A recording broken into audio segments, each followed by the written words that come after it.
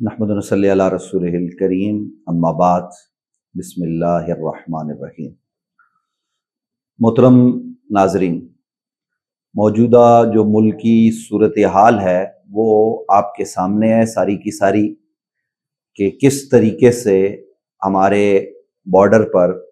پہلگام واقعے کو بنیاد بنا کر انڈیا نے دراندازی کی۔ بھاولپور، مرید کے اور پھر کشمیر کے کچھ علاقے مظفر آباد سے متصل، جہاں انہوں نے میزائل فائر کیے۔ ظاہر ہے اس سے جانی نقصان بھی ہوا، لوگ شہید بھی ہوئے۔ شہید ہونے والوں میں بچے، چھوٹے اور خواتین وہ ہیں۔ انڈیا کا کہنا تو یہ تھا کہ انہوں نے محترم جناب حافظ سعید صاحب اور جناب مولانا مسعود اظہر صاحب ان کو نشانہ بنانا ہے، لیکن انہوں نے نشانہ معصوم شہریوں کو، خواتین کو، بچوں کو، بزرگوں کو بنایا۔ اس کے جواب میں ظاہر ہے پاکستان نے اپنا دفاع کیا اور دنیا کے بہترین جنگی طیاروں کو مار گرایا، اور اس دفاع میں ہی پٹھان کوٹ تک پاکستان نے جو ہے نا وہ اپنی رسائی رکھی، اور ہمارے میزائل وہاں تک پہنچے۔ سری نگر ایئر بیس اور برگیڈ ہیڈ کوارٹر، یہ سارا کچھ اس وقت عیاں ہے، اور خود بعض جگہوں پر انڈین میڈیا بھی اسے تسلیم کر رہا ہے۔ اس وقت جنگی صورتحال ہے، اور جنگ جو ہے نا وہ ایک تو میدان میں لڑی جاتی ہے، اور ایک جنگ اعصاب کی ہوتی ہے جو پیچھے رہ جانے والے لوگ لڑتے ہیں۔ یاد رکھیے، جنگ کے میدان میں، جنگ کے ماحول میں تین طرح کے لوگ ہوتے ہیں، جو بالکل اور اسلامی اصول کے مطابق، یعنی جو بالکل صراط مستقیم پر کھڑے ہو کر اسلام کے دفاع کے لیے فرنٹ لائن پر موجود ہوتے ہیں۔ یہ وہ لوگ ہیں جو حضرت سیدنا ابوبکر صدیق، حضرت سیدنا فاروق اعظم، حضرت مولا مرتضیٰ کرم اللہ وجہ الکریم، اور حضرت طلحہ و زبیر، اور اسی طریقے سے آپ دیکھیے گا تو جناب حضرت عثمان ذی النورین، اور پھر بعد ازاں اس میں آپ انصار کو شامل کریں، ان کے طریقے پر، اصحاب بدر کے طریقے پر کھڑے ہوتے ہیں۔ اور انہوں نے نبی کریم صلی اللہ علیہ وسلم سے جب نبی علیہ السلام نے بدر کے لیے مشورہ کیا تو انہوں نے جواب میں کہا، یا رسول اللہ ہم آپ کے ساتھ ہیں۔ انصار سے پہلے مہاجرین نے کہا، سابقون الاولون نے کہا۔ نبی علیہ السلام نے دوبارہ اور سبارہ جب پوچھا تو انصار سمجھ گئے کہ روئے سخن ہماری جانب ہے۔ انہوں نے کہا، یا رسول اللہ ہم حضرت موسیٰ علیہ السلام کی قوم کی طرح یہ تو نہیں کہیں گے آپ اور آپ کا رب لڑیں، بلکہ ہم یہ کہیں گے کہ ہم اپنے گھوڑوں کو سمندروں میں بھی اتار دیں گے، پانیوں میں بھی اتار دیں گے، اور ہم لڑیں گے اور آخر وقت تک لڑیں گے۔ سے نبی علیہ السلام خوش ہوئے۔ تو ایک تو ان کے طریقے پر عمل کرنے والے لوگ ہوتے ہیں، اور ظاہر ہے دوسرے ہمیشہ میدان جنگ میں ابو جہل، ابو لہب، عتبہ، شیبہ، یہ جو بڑے بڑے کافر تھے، ان کے طریقے پر حق کے مقابلے میں کھڑے ہوتے ہیں۔ قل جاء الحق وزہق الباطل ان الباطل کان زہوقا۔ لیکن اس حق اور باطل کے درمیان ایک تیسری قوت ہے، ایک تیسرا گروہ ہے، ایک گروپ ہے۔ وہ گروہ ہے منافقین کا، جو عبداللہ بن ابی کے طریقے پر ہوتا ہے۔ اور یہ کیا کرتے ہیں؟ یہ مسلمانوں کے مورال کو کم کرتے ہیں، اور انہیں ڈراتے ہیں، جی اتنا بڑا دشمن ہے، ابھی ہمیں شہر میں رہ کے لڑنا چاہیے، باہر نہیں جانا چاہیے، پھر نقصان ہو جائے۔ یعنی ظاہر ہے نبی کریم صلی اللہ علیہ وسلم اور پاکستانی قوم، آپ سنیے کہ نبی کریم صلی اللہ علیہ وسلم نے جب غزوہ احد آپ کے ساتھ ہوا تو احد کی جنگ میں نبی کریم صلی اللہ علیہ وسلم میدان جنگ میں استقامت کے ساتھ خود موجود رہے، اور اصحاب موجود تھے۔ ناگانی طور پر وہ جو مسلمانوں کے اندر ایک خوشی آئی کہ جناب ہم جو ہے نا وہ جنگ جیت گئے، تو پیچھے سے پلٹ کے وار کیا جناب خالد بن ولید نے، جو اس وقت تک مسلمان نہیں تھے۔ تو ایسی صورتحال میں مسلمانوں کو شدید جانی نقصان اٹھانا پڑا، لیکن اس کے باوجود استقامت کے ساتھ مسلمان ڈٹے رہے۔ کافر بھاگنے پر مجبور ہوئے، خود نبی کریم صلی اللہ علیہ وآلہ وسلم کو بھی زخم لگا، یہ سارے امر ہوئے۔ تو جنگ میں یہ ہوتا رہتا ہے، کبھی جنگ میں آپ بالکل فتح پا لیتے ہیں، اور کبھی جنگ میں آپ کو نقصان کا بھی سامنا کرنا پڑتا ہے۔ اور مسلمانوں کا نقصان کیا ہے؟ اگر شہید ہو گئے تو سیدھی جنت، اور جنت تلواروں کے سائے میں ہے۔ نبی کریم صلی اللہ علیہ وسلم کا یہ فرمان کہ جنگ کی تمنا نہ کرو، اگر مقابلہ ہو تو پھر استقامت کے ساتھ ڈٹ کے مقابلہ کرو، اور پھر پلٹنا نہیں ہے، پھر آپ نے آگے بڑھنا ہے، کیونکہ جنت اللہ نے تلواروں کے سائے میں رکھی ہے۔ تو اس وقت جو صورتحال ہے وہ یہ کہ ہمارے مختلف بارڈر پر LOC پر جھڑپیں ہوتی ہیں، پاک آرمی جو ہے نا وہ آگے بڑھ کر سینہ سپر ہو کر دشمن کو جواب دیتی ہے، اور ہماری فضائیہ ہر لمحہ ہر لحظہ تیار ہے، ہماری نیوی تیار ہے، اور یہ دشمن کو جواب دے رہی ہے بھرپور۔ لیکن یہ جو تیسری قوت کے ماننے والے لوگ ہیں نا، یا اس کے طریقے پر چلنے والے، یہ کیا کرتے ہیں، یہ اب پاکستان کے اندر، جی پاکستان نے اب تک جواب کیوں نہیں دیا؟ بھئی آپ سے پوچھ کے جواب دیں گے، آپ فوجی ہیں، آپ کون ہیں، آپ کی ٹریننگ کیسی ہے؟ اور پھر اس کے بعد کچھ ایسے ہیں جی جنگ نہیں ہونی چاہیے۔ کیوں نہیں ہونی چاہیے بھائی؟ ہم امن کی بات کریں، بس جو ہو گیا سو ہو گیا، آپ بیٹھ جائیں۔ ایسا نہیں ہوتا، فوج کی اپنی پالیسیاں ہوتی ہیں، اپنا طریقہ کار ہوتا ہے، سیاسی حکومت کے کرنے کے اپنے کام ہوتے ہیں، اسٹیبلشمنٹ اپنے کام کرتی ہے، قوم اپنے کام کرتی ہے۔ تو وہ لوگ جو میڈیا پر یا سوشل میڈیا پر منفی باتیں کر رہے ہیں، یا جو فوج کے مورال کو کم کر رہے ہیں، تو یاد رکھیے یہ پاکستان کے اور اسلام کے دوست نہیں ہیں۔ ابھی میرے علم میں کچھ باتیں آئی ہیں، اگر وہ حقیقت پر مبنی ہیں تو پھر آدمی ایسے میں کیا کہے، انا للہ و انا الیہ راجعون۔ اب دیکھیے کہ پاکستانی میڈیا کو انڈیا میں بینڈ کر دیا گیا ہے، اس پر پابندی لگا دی گئی ہے،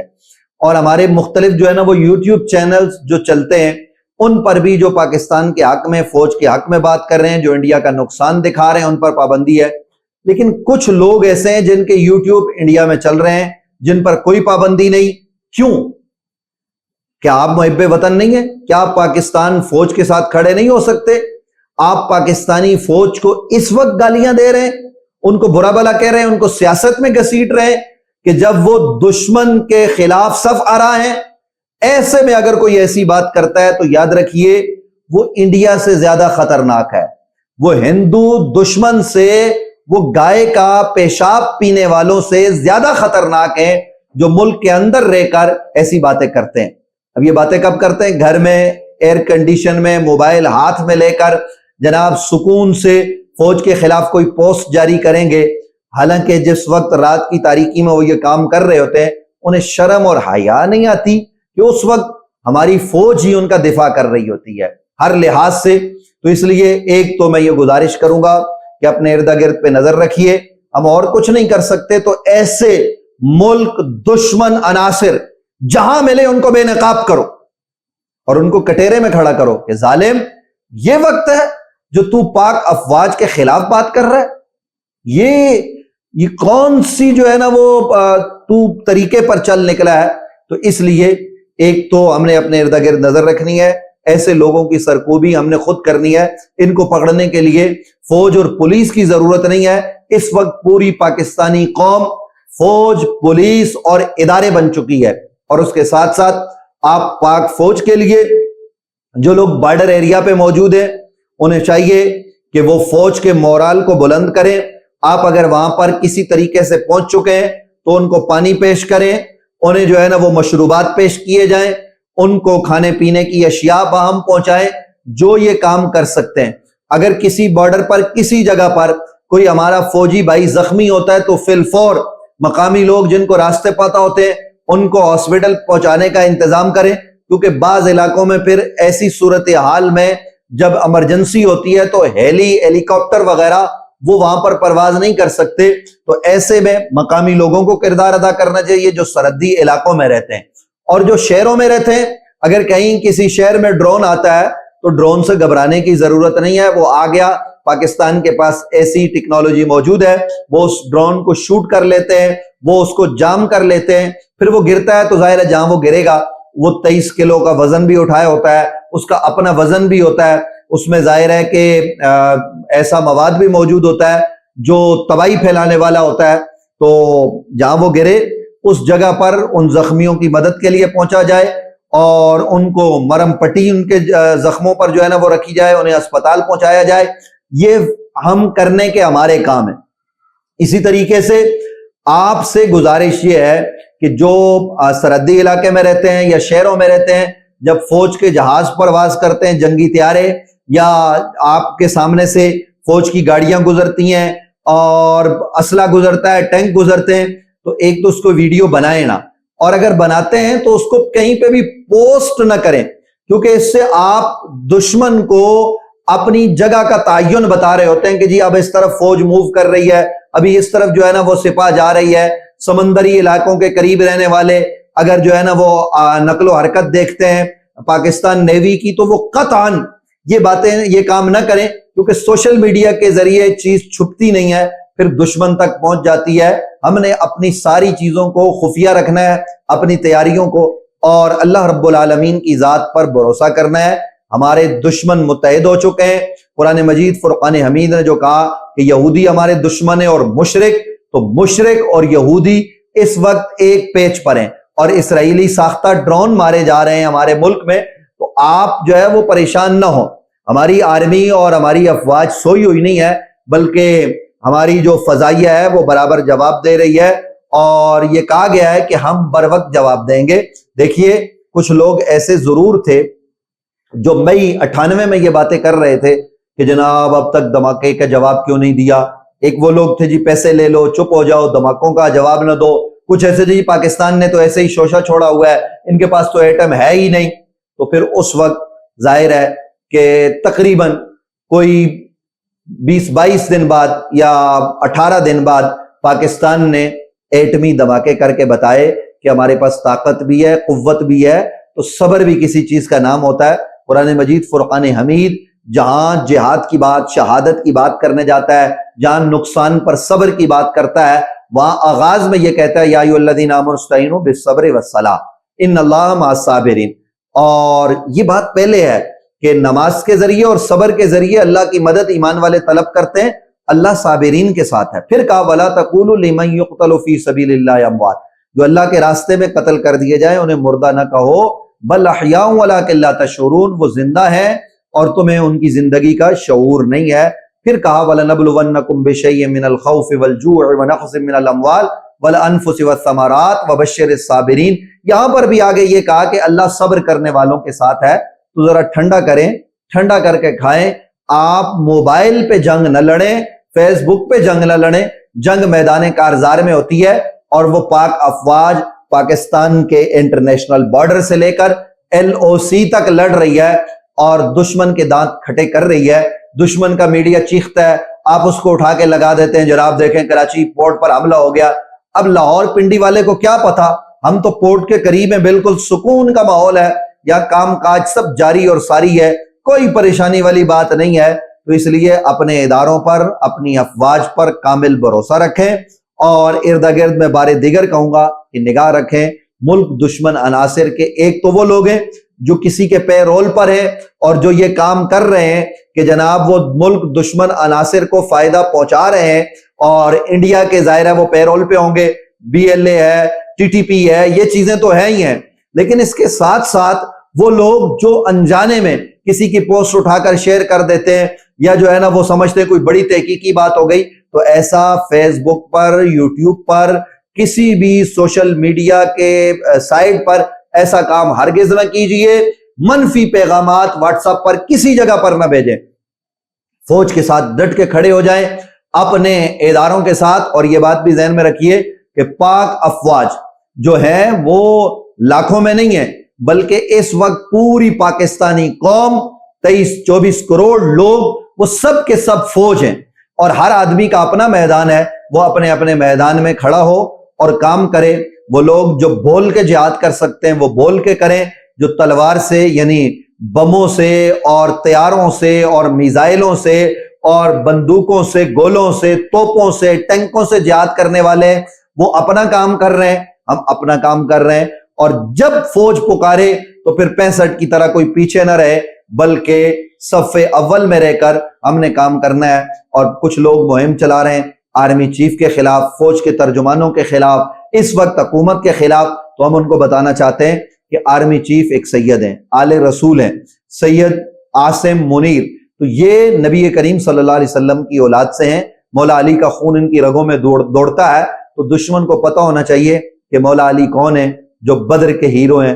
مولا علی جو فاتح خیبر ہیں، مولا علی جو حنین میں احد میں ثابت قدم رہے وہ ہیں، تو انشاءاللہ ہم ثابت قدم رہ کر دشمن کو ناکوں چنے چبوائیں گے انشاءاللہ نصر من اللہ وفتح قریب، اللہ کی مدد آئے گی، فتح قریب ہے، پریشانی کی کوئی بات نہیں، دشمن کے کسی چال میں نہ آئیں بلکہ آپ اپنی چال میں دشمن کو لائیں تاکہ دشمن کو زیر کیا جا سکے۔ یہ ذرا لمبی جنگ ہوگی اور یہ احساب کی جنگ ہوگی، اس میں جو ہے نا وہ ظاہر ہے غزوہ ہند کی روایات بھی ہمارے پاس موجود ہیں، تو ان تمام تر چیزوں کو پیش نظر رکھ کر پاک افواج نے آگے بڑھنا ہے۔ دشمن کا تعین ہو چکا کہ اسرائیل اور انڈیا مل کر اس وقت پاکستان کے خلاف لگا ہوا ہے، تو اس وقت ایک جنگ جو ہے نا وہ سفارتی محاذ پر چل رہی ہے، ایک جنگ جو ہے نا وہ علاقے کے اندر چل رہی ہے، کئی محاذوں پر، معاشی طور پر، میڈیا وار اور یہ ساری چیزیں، اور پھر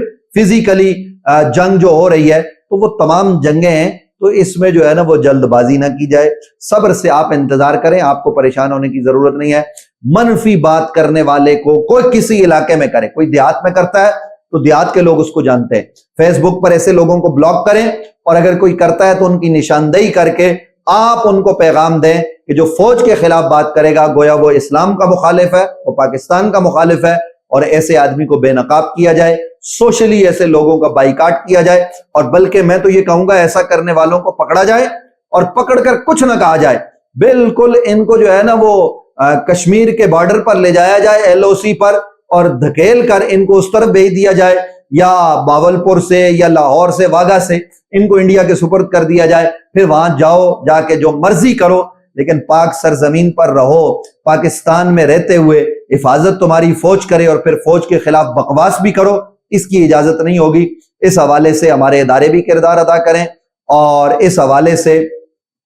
ایف آئی اے کو بھی سرگرم ہونا چاہیے، کیونکہ ملک کے اندر ایک آدمی اگر زہر جو ہے نا وہ گھولتا ہے تو یہ زہر کئی لوگوں تک پہنچتا ہے، ایسے لوگوں کو فی الفور گرفتار کیا جائے۔ یہ اندر کی جنگ ہے اور انشاءاللہ یہ ہم نے لڑنی ہے، اور باہر محاذ پر فوج موجود ہے، انشاءاللہ وہ حفاظت کر رہی ہے۔ یہ اسلام اور کفر کی جنگ ہے، اور اسلام اور کفر کی جنگ میں فتح انشاءاللہ اسلام کا مقدر بنے۔